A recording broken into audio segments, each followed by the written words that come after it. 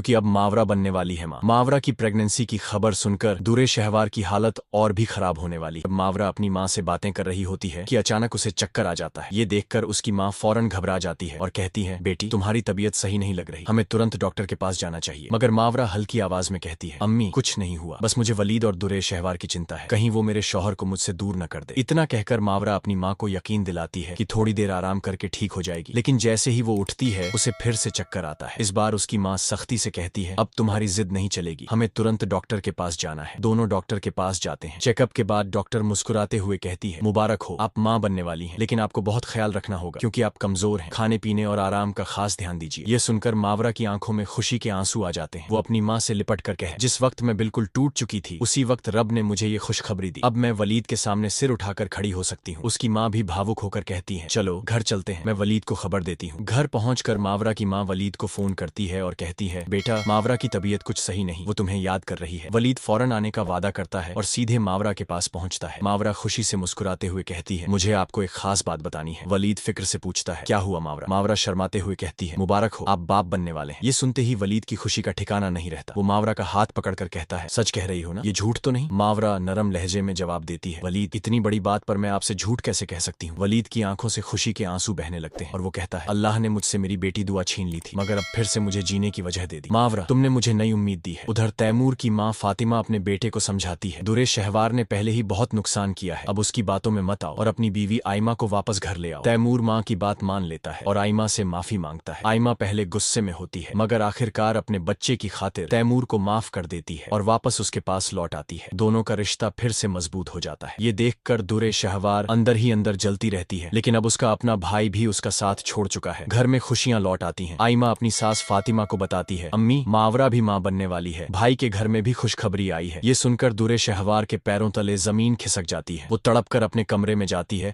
और आसमान की तरफ देखकर रोते हुए दुआ करती है, या अल्लाह मैंने उस लड़की का घर तोड़ने की कोशिश की, उसे तलाक दिलवाना चाहा, मगर तेरे इंसाफ ने मुझे ही तलाक दिला दी, वो मुझे माफ कर दे। दोस्तों आपको क्या लगता है, क्या दुरे शहवार का ये अंजाम काफी है या उसे और बड़ी सजा मिलनी चाहिए? अपनी राय कमेंट में जरूर बताइएगा।